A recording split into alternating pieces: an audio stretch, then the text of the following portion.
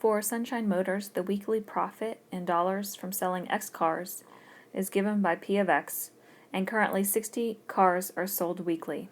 For Part A, we're going to calculate what the current weekly profit is. So we're calculating P of 60, since 60 cars are sold weekly.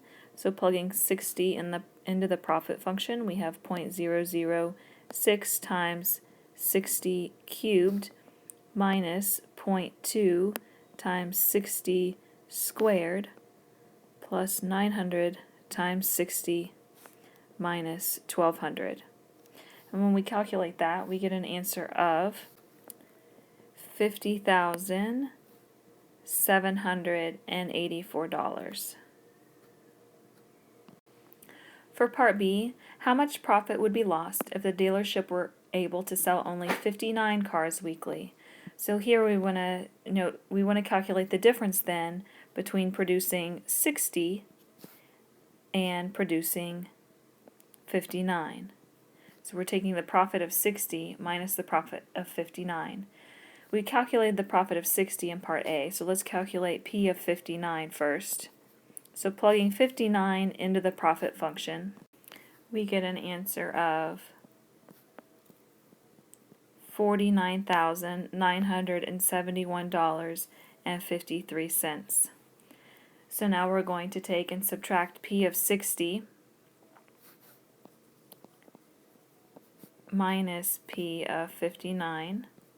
So we're taking 50,784 minus $49,971.53 to get an answer of $812.47.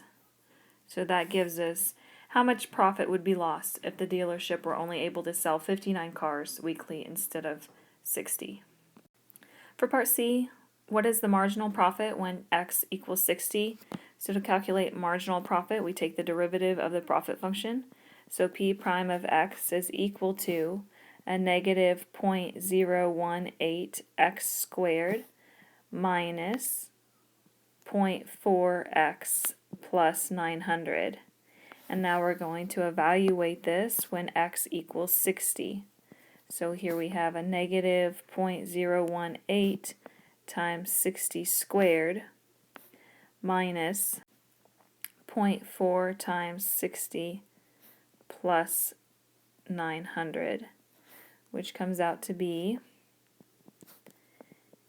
$811.20 for the marginal profit.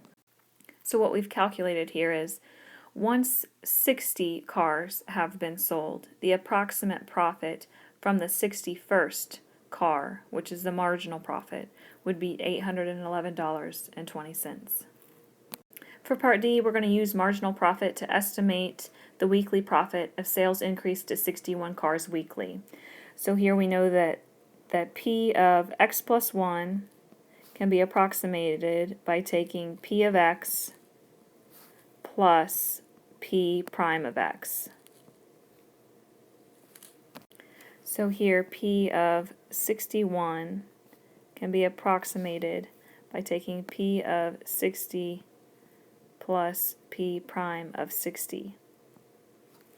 We calculated P of 60 back in Part A, and we found that answer to be 50,784 plus P prime of 60, which we calculated in Part C to be $811.20.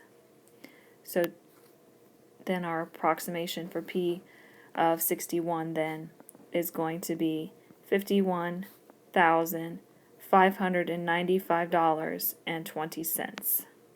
So here what we did in Part D is we used marginal profit to estimate the weekly profit if sales were to increase to 61, using what we know about the current situation of selling 60 cars per week. We calculated what the current profit was, and we also calculated at the same time the rate at which profit is increasing.